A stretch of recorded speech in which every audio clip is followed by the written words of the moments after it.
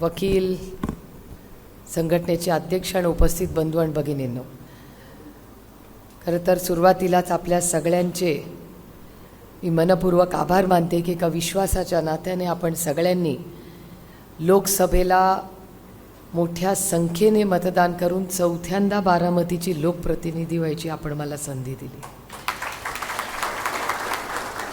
पार्लमेंटमध्ये काम करत असताना, कुठलीही पॉलिसी करत असताना पहिली ती लॉ मंत्रालय करून अप्रूव्ह करून येते। त्याच्यामुळे लॉ मंत्रालयाचं हे अतिशय महत्त्वाचं योगदान देशातल्या कुठल्याही नवीन कायदा करताना असतं। आणि त्याच्यामुळे वकील त्यांचा अभ्यास, त्यांनी केलेलं मार्गदर्शन हे सातत्याने दिल्लीमध्ये काम करत असताना देशाच्या पातळीवर आम्हाला मिळतच असतं।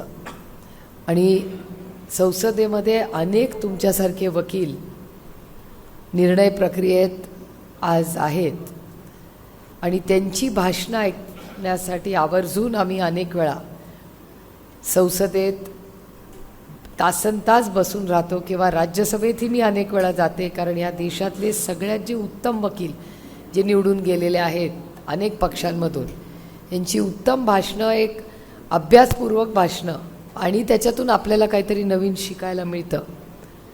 हे मी अनेक वर्ष तुमच्या आशीर्वादाने मला ही फार मोठी संधी मला मिळालेली आहे।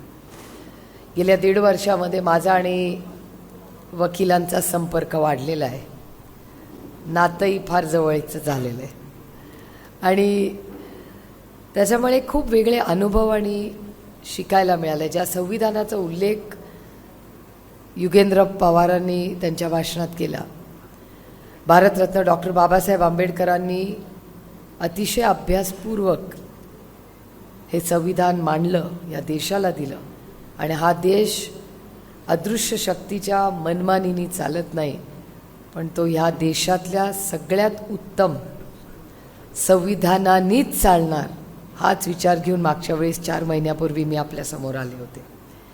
मला आठवते मी कोर्टात आले होते, अतिशय सुंदर वास्तू, आपल्या सगळ्यांच्याच प्रयत्नातून, इट्स अ टीम वर्क, आणि सगळ्यांच्या प्रयत्नातून आपण ती वास्तू उभी करू शकलो। आणि बारामती लोकसभा मतदारसंघातल्या प्रत्येक तालुक्यात, वेल्हा तालुक्यातही आज कोर्ट आपण करू शकलो आहे। त्याच्यामुळे बारामती लोकसभा मतदारसंघातल्या प्रत्येक तालुक्यातल्या लोकांना आज शहराच्या ठिकाणी जावं लागत नाही। पण माझी गोष्ट थोडीशी वेगळी आहे। आपल्याकडे मराठीत एक म्हण आहे की शाण्यानी कोर्टाची पायरी चढू नये, तुमची ही शाणी डायरेक्ट सुप्रीम कोर्टात चढली।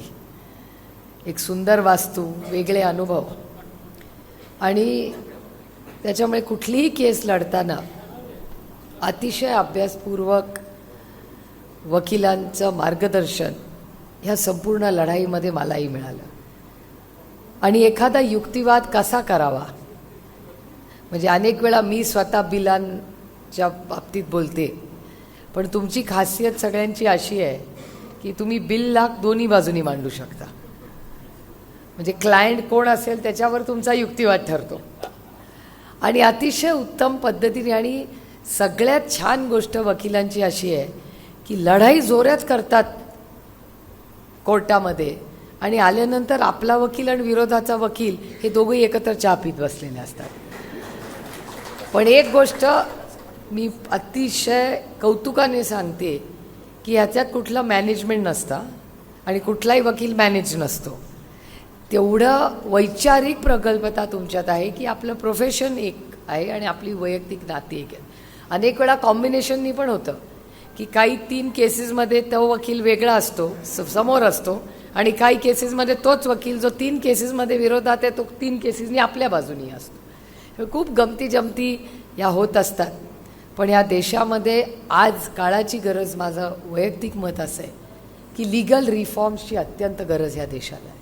पेंडिंग केसेस असतील, त्याच्यानंतर आता धनंजय चंद्रचूड या राज्याचे, या देशाचे चीफ जस्टिस म्हणून मला अभिमान आहे त्यांचा, कारण एक मराठी माणूस एवढ्या मोठ्या पदावर बसलेला आहे आणि खूप मोठी लेगसी आहे। त्यांचे वडील चंद्रचूड साहेब हे अनेक वर्ष आमचे कौटुंबिक संबंध होते।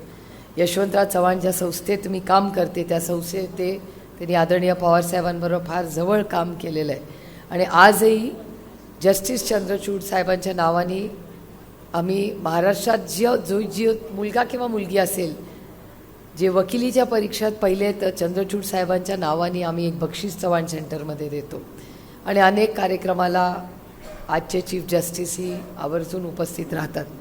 आता ते रिटायर होणार आहेत आणि परत 2-3 वर्षांनी पुन्हा चीफ जस्टिसचा मान हा महाराष्ट्राला मिळणार आहे. ही आपल्या सगळ्यांसाठीच एक खूप अभिमानाची गोष्ट आहे. जस्टिस गवई ज्यांचेही अनेक वर्ष आमचे कौटुंबिक संबंध राहिलेले आहेत, पण एक गोष्ट मला वकिलांमध्ये खूप जे शिकण्यासारखी वाटते की एखादा जज म्हणजे रेवती ढेरेंचा आपण उल्लेख केला, वंदनाताई ज्यांच्याबरोबर मला संसदेत काम करायची संधी मिळाली, त्यांची ती सख्खी बहीण आहे, पण जो प्रोटोकॉल त्या पाळतात, म्हणजे एखाद्या वेळेस आम्ही वंदनाताईंकडे गेलो तर रेवतीताई ढेरे उठून जातात त्या खोलीतून, कारण का कधी आम्ही राजकारणी म्हणून जातो आणि त्या शेवटी कोर्टात जज म्हणून येतात. असे अनेक अनुभव की किती प्रोफेशनल पद्धतीने वकील हे सगळे काम करतात, असे अतिशय चांगले अनुभव मला स्वतःला ह्या अनेक वर्षाच्या लढायांमध्ये अनुभव झालेले आहेत. आणि इथेही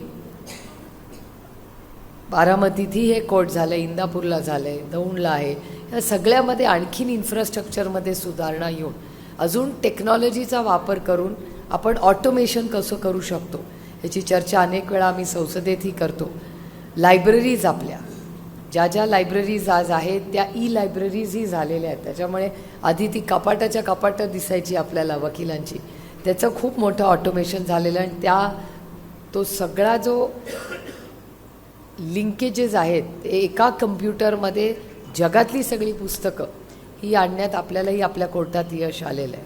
त्यामुळे करण्यासारखं अजून खूप आहे, पण एक चांगली वास्तू जरूर इथे बांधली आहे, पण त्याचबरोबर लीगल रिफॉर्म्स हे करणं गरजेचं आहे. आणि संसदेत काम करत असताना मी स्वतः अनेक वेळा पेंडिंग केसेसवर किंवा फास्ट ट्रॅक कोर्ट म्हणजे बदलापूरची जेव्हा केस झाली ती माझ्यासाठी वैयक्तिक अस्वस्थ करणारी होती. म्हणजे त्या व्यक्तीला जी गोळी घालण्यात आली आणि त्यानंतर या राज्याचे गृहमंत्री एक बंदूक घेऊन उभे राहिले, सांगितलं मी बदलापूर केला. हा देश बदल्याने चालत नाही, हा देश संविधानाने आणि कायद्याने चालतो.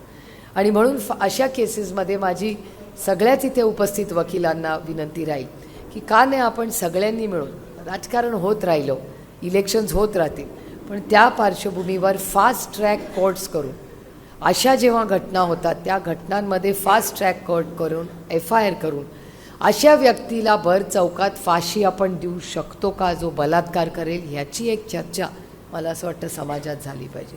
जे करू ते संविधानाच्या चौकटीतच करू, पण कुठेतरी आज कायद्याची भीती ही असलीच पाहिजे. एखादा पोर्शवाला माणूस 2 का 5 कोटी रुपयाची गाडी घेऊन ॲक्सिडेंट करून जातो, त्याचं ब्लड सॅम्पल बदललं जातं, कसा लोकांचा विश्वास राहणार या सिस्टमवर.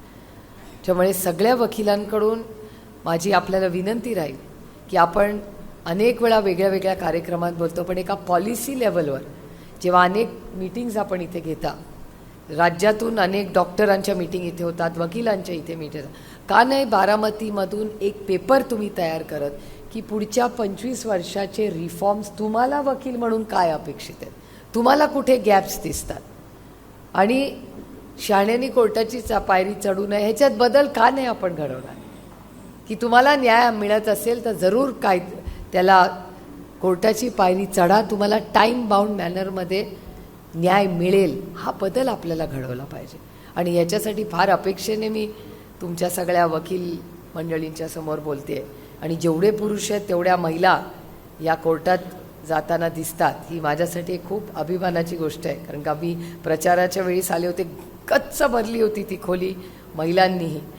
आणि त्याच्यामुळे महिला असू दे किंवा पुरुष अतिशय चांगल्या पद्धतीने बारामतीमधले वकील, तालुक्यातले आणि लोकसभेमधले यांचा खूप वेळा मला संबंध येतो, चांगले अनुभव त्यांच्याकडून ऐकायला आणि शिकायला मिळतात. तर एक पॉलिसी म्हणून आपण सगळ्यांनी जर 1 डिसेंबरमध्ये मीटिंग घेतली आणि एक पॉलिसी लेवलला जर तुम्ही काही सूचना करू शकत असाल तर फेब्रुवारीचं जे बजेट सेशन असेल त्याच्यात आपण रिफॉर्म्सबद्दल आपण सगळे मिळून प्रस्ताव मांडू. मी एक प्रायव्हेट मेंबरचं बिलही त्याच्यासाठी करीन, पण त्याच्यासाठी तुमच्या सगळ्यांचं मार्गदर्शन मला लागेल. आज मोठ्या संख्येने आपण उपस्थित राहून जी साथ एका विश्वासाच्या नात्याने युगेंद्रला दिली आहे त्याबद्दल तुमच्या सगळ्यांचे मी मनपूर्वक आभार मानते. आम्ही सगळेच कधी ना कधी आयुष्यात नवीन होतो. खस्ता खाऊन चुका करूनच आपण सगळे मोठे झालो, अनुभवांनी मोठे झालो. तर ती एक संधी, एक आशीर्वाद आपण सगळ्यांनी त्याला द्यावा.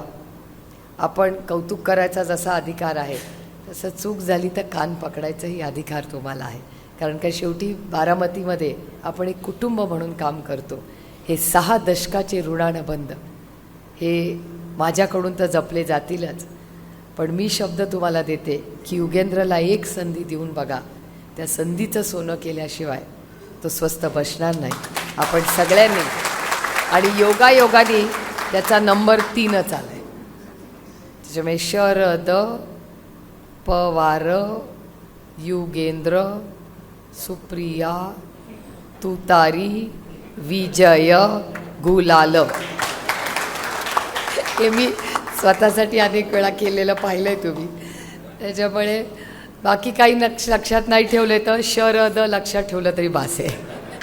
पण आपण आलात, पुन्हा एकदा आपण माझं प्रेमाने स्वागत केलं, ह्याबद्दल आपले मनपूर्वक आभार मानून आपली रजा घेते. जय हिंद, जय महाराष्ट्र, जय आघाडी. एबीपी माझा, उघडा डोळे बघा नीट.